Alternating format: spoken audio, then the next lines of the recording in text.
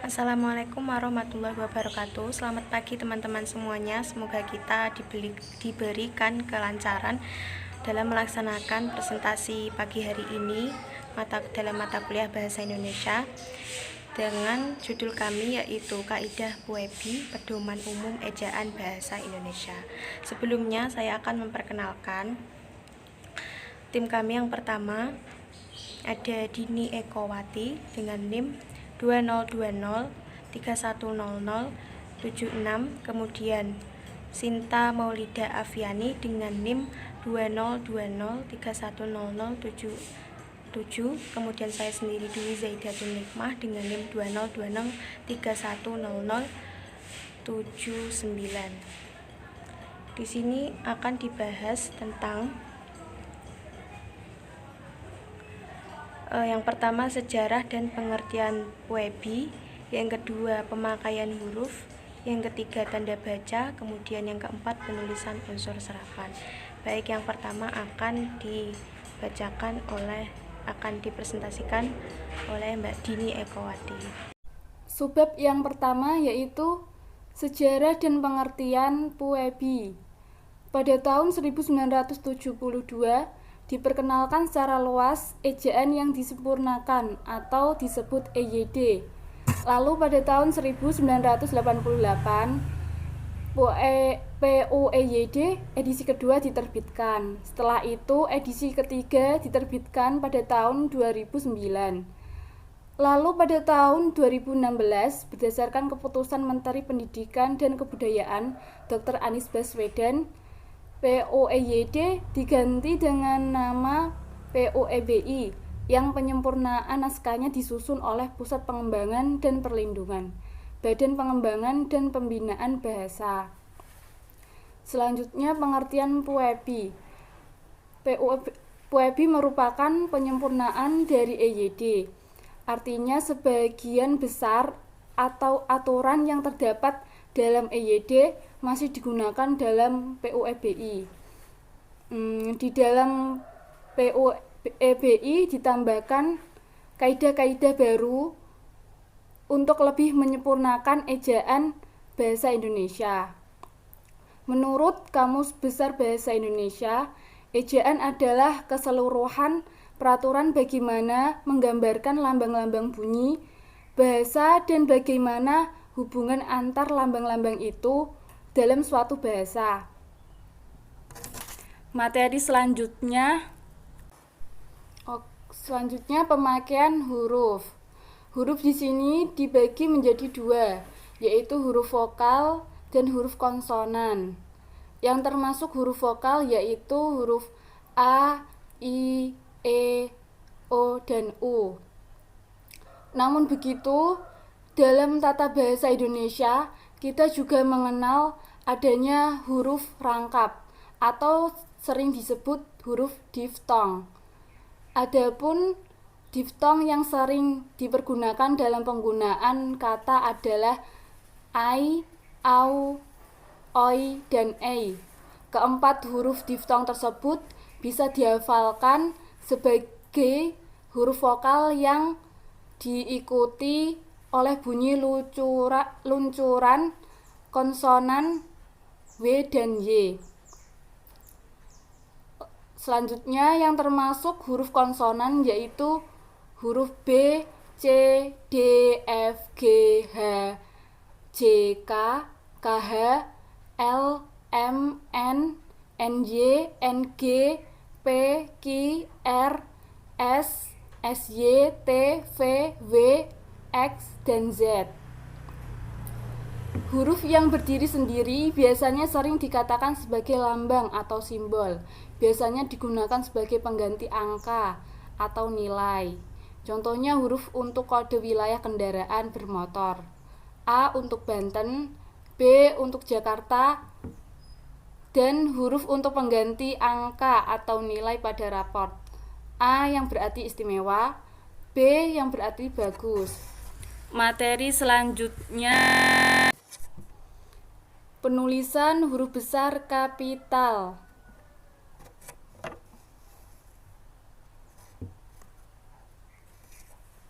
Yang pertama, Huruf kapital sebagai huruf pertama pada kata awal kalimat. Yang kedua, huruf kapital sebagai huruf pertama unsur nama orang termasuk julukan. Yang ketiga, huruf kapital dipakai sebagai kutipan langsung. Yang keempat, huruf kapital sebagai huruf pertama dalam ungkapan-ungkapan yang berhubungan dengan hal-hal keagamaan, kitab suci, nama Tuhan, dan termasuk kata gantinya. Yang kelima, huruf kapital sebagai huruf pertama gelar kehormatan, keturunan yang diikuti nama orang lain. Contohnya, Haji Gofur Ismail, Raden Mas Suryo Wibowo. Lalu yang keenam, huruf kapital sebagai huruf pertama nama jabatan dan pangkat yang diikuti nama orang. Contohnya Presiden Jokowi, Gubernur Anies Baswedan. Selanjutnya, huruf besar kapital sebagai huruf pertama nama orang. Yang kedelapan, sebagai huruf pertama nama bangsa, suku, dan bahasa. Yang kesembilan, sebagai huruf pertama nama hari, bulan, tahun, hari raya, peristiwa sejarah, dan sebagainya. Yang kesepuluh, sebagai huruf pertama nama khas geografi. Yang ke-11 sebagai huruf pertama nama resmi suatu badan, lembaga pemerintahan, ketatanegaraan, dan nama dokumentasi resmi. Yang ke-12 sebagai huruf pertama semua kata dalam buku, majalah, judul karangan, kecuali partikel seperti di, ke, dari, dan yang, dan untuk tidak terletak pada awal posisi. Yang ke-13, huruf kapital dipakai dalam singkatan nama, gelar, dan sapaan seperti IR, SE, SH, SPD. Dan terakhir, huruf kapital sebagai huruf pertama kata penunjuk hubungan kekerabatan seperti bapak, ibu, dan sebagainya yang berfungsi sebagai kata ganti atau sapaan. Materi yang selanjutnya, huruf miring. Huruf miring untuk menulis nama buku, majalah, dan surat kabar yang dikutip dalam tulisan. Yang kedua, untuk menegaskan atau mengkhususkan huruf, bagian kata, atau kelompok kata. Yang ketiga, untuk menuliskan kata ilmiah atau ungkapan asing kecuali yang telah disesuaikan ejaannya. Selanjutnya, huruf tebal. Huruf tebal untuk menegaskan bagian tulisan yang sudah ditulis miring. Misalnya huruf DH, seperti pada kata Ramadan, tidak terdapat dalam ejaan bahasa Indonesia. Yang kedua, untuk menegaskan bagian-bagian karangan seperti judul buku, bab, atau subbab. Contohnya latar belakang, rumusan masalah, dan pembahasan. Sekian yang dapat saya sampaikan. Kurang lebihnya saya mohon maaf. Materi selanjutnya akan disampaikan oleh teman saya. Wassalamualaikum warahmatullahi wabarakatuh. Materi yang ketiga yaitu tanda baca. Tanda baca sendiri merupakan simbol yang digunakan untuk menunjukkan struktur dan tata kata suatu tulisan yang berfungsi untuk mengatur intonasi serta jeda ketika kita membaca. Tanda baca itu sendiri banyak ragam dan jenisnya. Di sini saya akan menyebutkan 10. Yang pertama yaitu tanda titik, yang kedua tanda koma, yang ketiga tanda titik koma, keempat tanda titik 2, kelima tanda penghubung, keenam tanda tanya, ke-7 tanda seru, ke-8 tanda kurung, dan ke-9 tanda garis miring, dan ke-10 yaitu tanda petik 2. Oke, langsung saja. Yang pertama yaitu tanda titik. Yang pertama yaitu tanda titik. Tanda titik sendiri digunakan untuk mengakhiri sebuah kalimat yang bukan merupakan pertanyaan ataupun seruan ataupun perintah. Dan yang kedua, tanda titik dipakai di belakang singkatan nama orang. Contohnya, Moh Nuryadi. Moh sendiri itu singkatan dari kata Muhammad. Seperti itu. Dan yang ketiga, tanda titik dipakai di belakang nama, singkatan nama gelar, jabatan, pangkat, dan sapaan. Contohnya yaitu Ir. Soekarno. IR sendiri yaitu dari singkatan insinyur. Kemudian yang keempat, tanda titik dipakai pada singkatan, kata atau ungkapan yang sudah umum dipakai, dan untuk singkatan yang lebih dari 2 huruf hanya dipakai 1 tanda titik. Contohnya AN titik Sinta. Contohnya AN sendiri itu dari singkatan kemenjangan, anak. Dan yang kelima yaitu tanda titik dipakai untuk memisahkan angka jam, menit, dan detik. Yang keenam, tanda titik dipakai untuk memisahkan angka ribuan, jutaan, dan seterusnya, kecuali angka tahun dan nomor, halaman mobil, telepon, dan lainnya. Kemudian tanda titik tidak dipakai dalam singkatan yang ditulis huruf besar atau kapital dan akronim seperti TNI, UUD, SMP, DPR. Kemudian tanda titik juga tidak dipakai dalam singkatan lambang kimia, satuan ukuran, takaran, dan timbangan. Tanda titik juga tidak dipakai di belakang judul buku, karangan, berita, dan bab. Kemudian tanda titik di dalam surat menyurat tidak dipakai di belakang tanggal, nama, dan alamat yang tidak menjadi bagian kalimat. Yang kedua yaitu tanda koma. Tanda koma dipakai di antara unsur-unsur dalam suatu perincian atau pembilang. Yang kedua, dipakai sebelum kata penghubung seperti tetapi, melainkan, sedangkan dalam kalimat majemuk setara. Contohnya, saya ingin membeli sepeda, tetapi uang saya belum cukup. Tanda koma ditaruh di depan tetapi, yaitu setelah kata sepeda tadi. Dan yang ketiga, dipakai untuk memisahkan anak kalimat yang mendahului induk kalimat. Contohnya, jika diundang, saya akan datang. 4. Dipakai di belakang kata atau ungkapan penghubung antar kalimat. Seperti oleh karena itu, jadi, dengan demikian, sehubungan dengan itu, dan meskipun demikian. Yang kelima, dipakai sebelum atau sesudah kata seru seperti oh, ya, wah, aduh, atau hey. Kemudian yang keenam, dipakai untuk memisahkan petikan langsung dari bagian lain dalam kalimat. Kemudian yang ketujuh, tanda koma tidak dipakai untuk memisahkan petikan langsung dari bagian-bagian lain dalam kalimat apabila petikan langsung itu berakhir dengan tanda seru atau tanda tanya dan mendahului bagian lain dalam kalimat tersebut. Kemudian 8, dipakai di antara nama dan alamat, bagian-bagian alamat, tempat dan tanggal, serta nama tempat dan wilayah atau negeri yang ditulis berurutan. Yang ke-9, dipakai untuk memisahkan bagian nama yang dibalik susunannya dalam daftar pustaka. Dalam daftar pustaka penulisan nama orang kan dibalik, kemudian diberi tanda koma. Contohnya, nama aslinya Ilham Gunawan. Nah, itu jadinya Gunawan, Ilham, seperti itu. Kemudian yang ke-10, dipakai di antara bagian-bagian dalam catatan kaki atau catatan akhir. Yang ke-11, dipakai di antara nama orang dan gelar akademik yang mengikutinya untuk membedakannya dari singkatan nama diri, keluarga, ataupun marga. Kemudian dipakai sebelum angka desimal di antara rupiah dan sen yang dinyatakan dengan angka, contohnya 20,5 meter M. Kemudian yang ke-13, dipakai untuk mengapit keterangan tambahan atau keterangan oposisi. Yang terakhir yaitu digunakan di belakang keterangan yang terdapat pada awal kalimat untuk menghindari salah baca, salah pengertian. Yang ketiga yaitu tanda titik koma. Tanda titik koma sendiri dipakai sebagai pengganti kata penghubung untuk memisahkan kalimat setara yang satu dengan kalimat setara yang lain di dalam kalimat majemuk. Yang kedua, dipakai pada akhir perincian berupa klausa.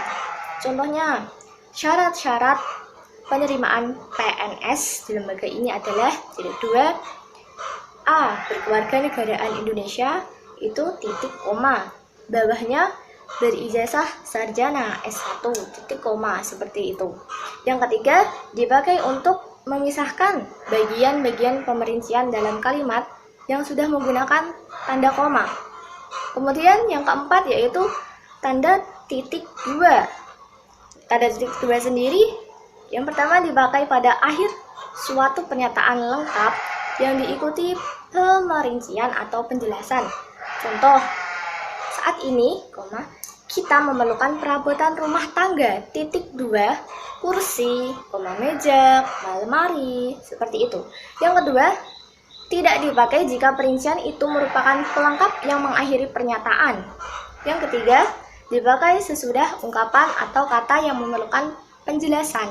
Yang keempat, dipakai dalam teks drama sesudah kata yang menunjukkan pelaku dalam percakapan. Yang kelima, yaitu dipakai dalam jilid atau nomor dari halaman, surah, dan ayat dalam kitab suci, judul, dan anak judul suatu karangan, serta nama kota dan penerbit dalam daftar pustaka. Yang kelima, yaitu tanda penghubung. Tanda penghubung sendiri dipakai untuk menyambung suku-suku kata dasar yang terpisah oleh pergantian baris. Yang kedua, tanda penghubung dipakai untuk menandai bentuk terikat yang menjadi objek bahasan. Contohnya, akhiran stripisasi. Pada kata betonisasi sebaiknya diubah. Nah, seperti itu. Kemudian, yang ketiga, tanda penghubung dipakai untuk menyambung unsur-unsur kata ulang. Yang keempat, tanda penghubung dipakai untuk menyambung kata yang dieja satu-satu. Yang kelima, tanda penghubung dipakai untuk memperjelas hubungan bagian-bagian ungkapan. Yang keenam, tanda penghubung dipakai untuk merangkaikan se-strip dengan kata berikutnya yang dimulai dengan huruf kapital. Contoh, se-strip Indonesia. 7. Tanda penghubung dipakai untuk merangkaikan unsur bahasa Indonesia dengan unsur bahasa asing. Keenam, yaitu tanda tanya. Siapa sih yang nggak tahu tanda tanya? Tanda tanya ya digunakan ada kalimat tanya. Gak perlu contohnya ya, sudah tahu. Kemudian tanda seru. Tanda seru sendiri digunakan untuk ungkapan seruan. Selanjutnya, tanda kurung. Tanda kurung sendiri digunakan untuk mengapit keterangan atau penjelasan yang bukan bagian integral pokok pembicaraan. Contohnya, ibu membeli perabot dapur, kurung buka, panci, wajan, kompor, kurung tutup, di toko murah Kramat Jati. Seperti itu. Sebelum menjelaskan yang bukan pokok pembicaraan dalam kalimat tersebut, jadi ditambahin seperti itu. Kemudian yang kedua, tanda kurung mengapit angka atau huruf yang memperinci satu seri keterangan. Angka atau huruf itu dapat juga diakhiri oleh kurung tutup saja sih. Kemudian tanda garis miring. Tanda garis miring dipakai dalam penomoran kode surat. Yang kedua, yaitu tanda garis miring dipakai sebagai pengganti kata dan atau penomoran alamat. Yang terakhir yaitu tanda petik 2. Tanda petik mengapit petikan langsung berasal dari pembicaraan, naskah atau bahan tertulis lain. Kedua pasang tanda petik itu ditulis sama tinggi sebelah atau baris. Kedua, tanda petik mengapit judul syair, karangan, dan bab buku apabila dipakai dalam kalimat. Tiga, tanda petik mengapit istilah ilmiah yang masih kurang dikenal atau mempunyai arti khusus. 4. Tanda petik penutup mengikuti tanda baca yang mengakhiri petikan langsung. Yang kelima, tanda baca penutup kalimat atau bagian kalimat ditempatkan di belakang tanda petik yang mengapit kata atau ungkapan yang dipakai dengan arti khusus. Kemudian lanjut di materi nomor 4 untuk penulisan unsur serapan, yaitu menurut taraf integrasinya terbagi menjadi 2. Yang pertama, unsur asing yang belum sepenuhnya terserap ke dalam bahasa Indonesia. Contohnya seperti yang biasa kita jumpai dalam buku sejarah Indonesia, seperti kata de facto, de jure, dan sebagainya. Kemudian yang kedua, unsur asing yang penulisan serta pengucapannya disesuaikan dengan kaidah bahasa Indonesia. Contohnya dalam bahasa Arab itu kata goib. Kalau dalam bahasa Arab itu menggunakan huruf O, tapi dalam bahasa Indonesia menggunakan huruf A. Kemudian ain pada awal suku kata itu menjadi A, I, atau U. Contohnya dalam kata ilmu, maka dalam bahasa Indonesia dia menjadi huruf I. Kemudian ain di akhir suku kata menjadi K. Contohnya dalam kata ni'mah, maka dalam bahasa Indonesia Ain tersebut berganti menjadi huruf K. Kemudian bahasa Inggris, AE tetap AE jika tidak bervariasi dengan E. Contohnya aerodynamics menjadi aerodinamika, AE-nya tetap. Kemudian yang kedua, AE jika bervariasi dengan E menjadi E. Contohnya hemoglobin menjadi hemoglobin, yang awalnya AE menjadi E tunggal. Kemudian AI tetap menjadi AI, contohnya pada kata trailer, tetap menjadi trailer dalam bahasa Indonesia. Kemudian AU tetap menjadi AU, contohnya dalam kata audiogram, maka dalam bahasa Indonesia tetap menjadi audiogram. Kemudian C di depan A, U, O, dan konsonan menjadi K, contohnya dalam bahasa Inggris construction, maka dalam bahasa Indonesia akan menjadi konstruksi.